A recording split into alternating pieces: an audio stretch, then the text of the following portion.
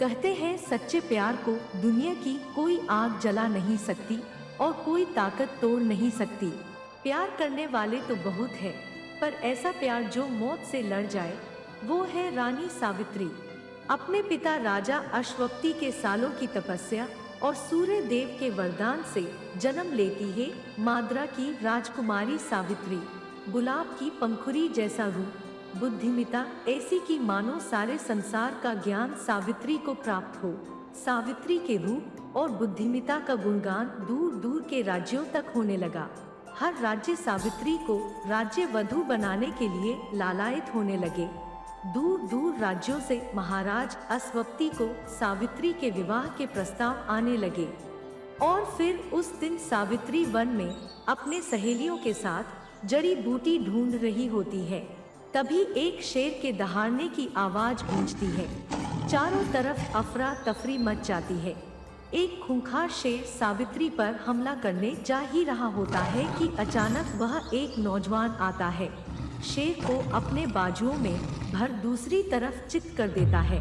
सावित्री उस नौजवान की बहादुरी देख मंत्रमुग्ध हो जाती है और उसे मन ही मन अपना वर चुन लेती है।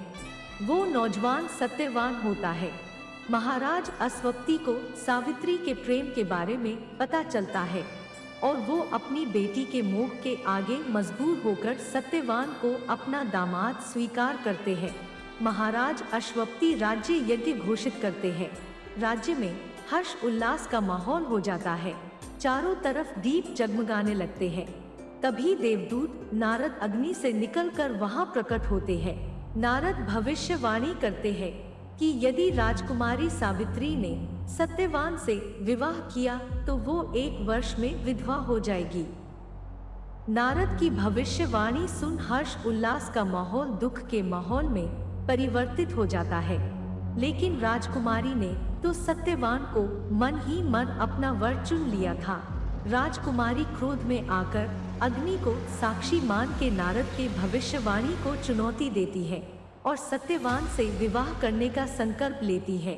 सत्यवान और सावित्री का विवाह होता है। सावित्री अपना महल छोड़ के सत्यवान की कुटिया में अपना सरल खुशहाल जीवन व्यतीत करने लगती है। सत्यवान के धनी न होने के बावजूद भी सावित्री उसके साथ इतनी खुशहाल रहती कि इंद्रलोक की अप्सराएं भी सावित्री से ईर्ष्या करने लगी। लेकिन कहते हैं ना, सुख की चादर से उधड़ा एक धागा भी दुख की शुरुआत कर देता है। और फिर उस दिन सत्यवान वन में लकड़ियां काट रहा होता है। अचानक वो मूर्छित होकर नीचे गिर पड़ता है। सत्यवान को देख सावित्री के आंखों के सामने अंधेरा छा जाता है और उसे नारद की कही हुई भविष्यवाणी याद आती है। अचानक काले मेघ नीले आकाश को घेर लेते हैं, जैसे मानो कि कोई तूफान आने वाला हो।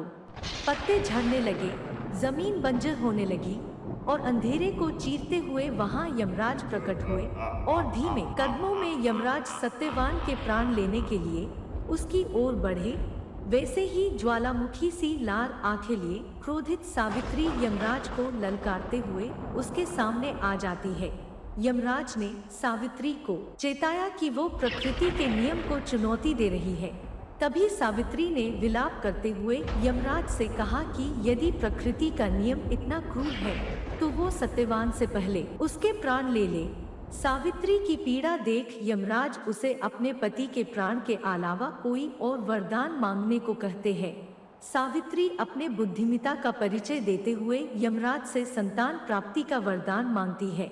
यमराज ने जैसे ही सावित्री के वरदान को स्वीकार किया, वैसे ही सत्यवान को होश आना शुरू हो गया और फिर यमराज को आभास हुआ कि वह अपने ही दिए हुए वरदान में खुद ही उलझ गए, क्योंकि बिना सत्यवान के जीवित रहते सावित्री को संतान प्राप्त नहीं हो सकती।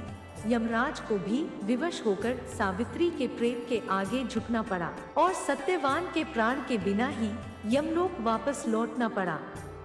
ये थी रानी सावित्री की कहानी, जिसने मौत को भी मात देकर अपने प्रेम की रक्षा की।